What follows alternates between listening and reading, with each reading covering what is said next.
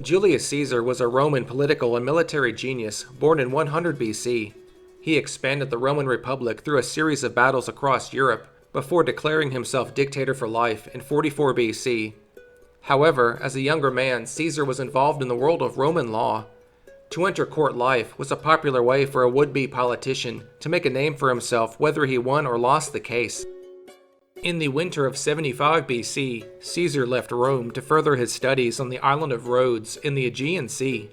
However, he never made it as his ship was attacked by Cilician pirates somewhere off the southwestern coast of Asia Minor, near the city of Miletus. Besides the usual haul of cargo and passengers now destined for the slave markets, the pirates were thrilled to discover that they had taken a member of the Roman nobility, Julius Caesar. Piracy had been a problem in the Mediterranean since Homer wrote of it in his epic poem Odyssey many centuries earlier. Since the beginning, no one had ever found an effective way to bring it under control. A city could rid its local waters of pirates with a concerted effort, but the raiders would just move down the coast to establish another base. As long as pirates could control some hidden cove far from settled areas, they could strike out at ships with impunity. Caesar treated the pirates with a good-natured contempt that shocked and amused his captors. They were used to terrified prisoners who begged for mercy, but Caesar acted more as if the pirates were a minor distraction to his busy schedule. He was insulted by their suggested ransom of 20 talents, and raised the price on his own head to 50 talents, which was about 300,000 silver coins. Caesar sent away several members of his traveling party to Miletus to try and raise the money, while one companion and 2 slaves stayed with him. Caesar lived as a prisoner of the pirates for 40 days, sharing their meals and even joining in their athletic games. He composed poetry for them and called them uncultured barbarians when they failed to appreciate his verses.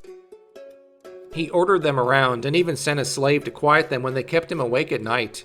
He also repeatedly joked that he was going to return and crucify them all once he was released. The pirates loved their bold young guest and must have been sorry to see him go when a ship bearing his ransom returned from Miletus. Laughing and waving, Caesar said farewell to his pirate hosts. Caesar soon reached Miletus, and there he commandeered some local ships and militia, setting sail almost immediately back to the pirates' base.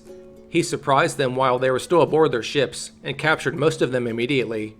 Caesar seized all of their loot, including the 50 talents he had just paid.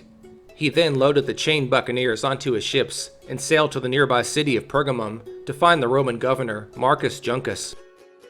Discovering that the governor was away in the city of Bithynia, Caesar threw the pirates in prison and set off to seek official permission from Juncus to punish his former captors.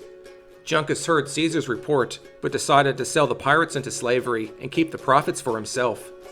This did not suit Caesar at all. He left Bithynia and rushed back to Pergamum before the governor's agents could arrive and take possession of his prisoners. Just as he had warned them about what he would do during his captivity, Caesar led the pirates out of their cells and immediately slit their throats before having all of them crucified. Putting the episode behind him, Caesar soon afterwards left his scholarly life and embarked on a career of military service. It wasn't long before he was in action. He took matters into his own hands and led a band of local militia to repel an invasion in Asia Minor. In 44 BC, shortly after declaring himself dictator for life, Julius Caesar was assassinated by those who believed he was becoming too powerful.